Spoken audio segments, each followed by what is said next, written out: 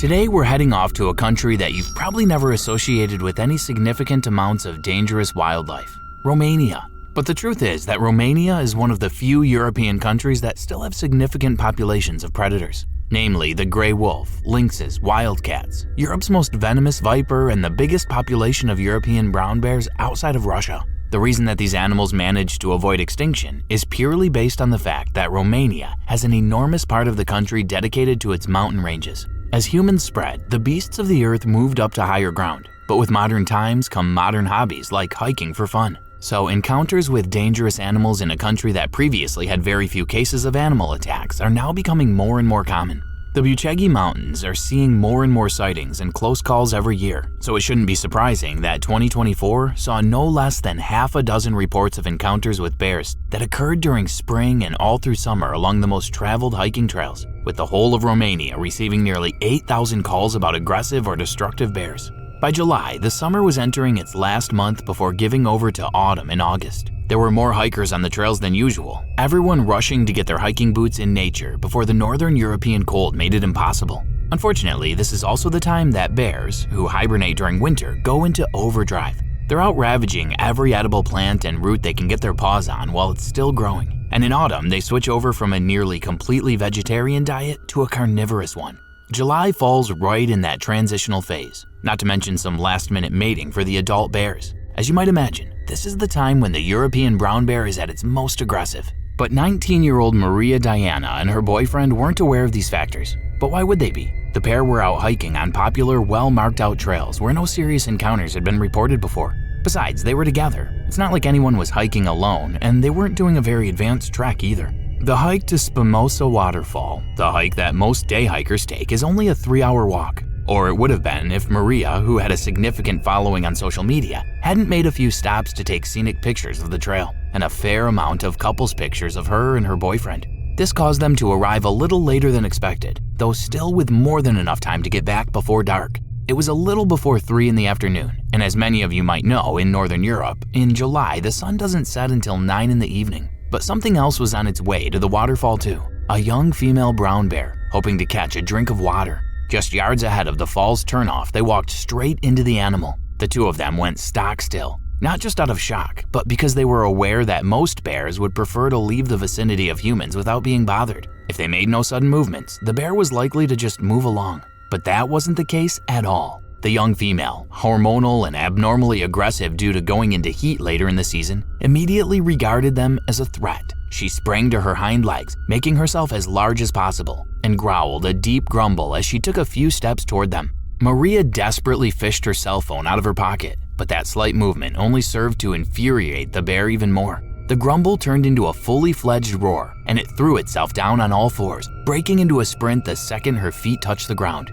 That broke the spell. A 400-pound beast charging at them, teeth bared and roaring like a truck, was enough to know that they were going to be this year's hibernation fat if they didn't move immediately. As the two of them turned and started running back the way they'd come, Maria smashing in 112, the European emergency number, without even looking down at the device in her hand. When the operator picked up on the other side, Maria was screaming about a bear that was attacking them. Given that she and her boyfriend were running and screaming at the same time that the bear was audibly roaring in the background, it took the operator a few seconds to understand what their panicked screams were trying to convey to him. He typed in the command to dispatch wildlife, hunting, and police services to the area in less than 5 seconds. And just as the dispatcher pressed send, he heard the most blood-curdling scream he'd ever heard during his years manning the phone. The bear had caught up to them, and Maria, who just happened to be a few feet behind her partner, was closest to it. Mid-stride, a claw, nails retracted, the bear swiped at her calf. Maria was slammed into the forest floor so hard that she didn't even feel her skin being ripped away from her leg by those vicious claws.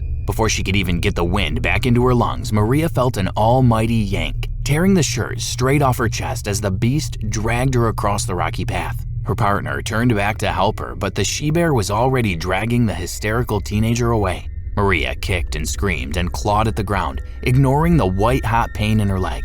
Desperate to grab onto anything that could anchor her down, her boyfriend was still several yards ahead, unable to reach them fast enough. Maybe the bear realized that a fully grown man was running at her, or she was just dead set on getting the woman as far away from humans as possible to feast in peace. Whatever the case, after dragging the girl 150 yards along the trail, the animal reached a steep bluff that went down 400 meters.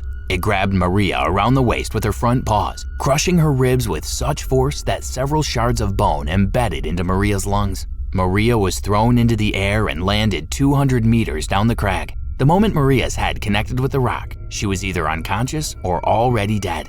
That knock cracked her skull, and the rest of the 200-meter down was even more destructive to her body. Maria quite literally bounced all the way down, breaking more bones and smashing her face into various obstacles. She landed limp, face down and completely unrecognizable in a small stream that ran at the bottom of the ridge. When authorities arrived half an hour after the call, they found her partner at the bottom of the ridge too.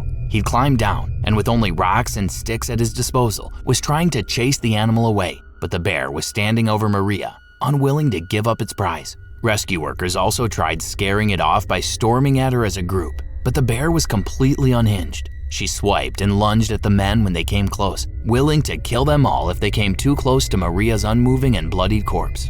Another 30 minutes passed before licensed hunters arrived, and even after an hour's standoff, the animal showed no signs of backing down. So they did the only thing they could do. They shot her from 3 different angles. She collapsed on top of Maria's body, still and unmoving, just like her victim. Fears that the bear was rabid were quickly disputed when her blood work came back clean. Maria's autopsy, unfortunately, was a case of so many injuries that it was impossible to tell which one of them killed her. Her crushed lungs, the multiple lacerations, or the many broken bones. One thing was for sure, Maria was dead long before she landed in the stream. But her broken body was evidence enough that Romania has a rising problem with humans encroaching on natural habitats. If they don't find a solution soon, how many more will meet their final affliction?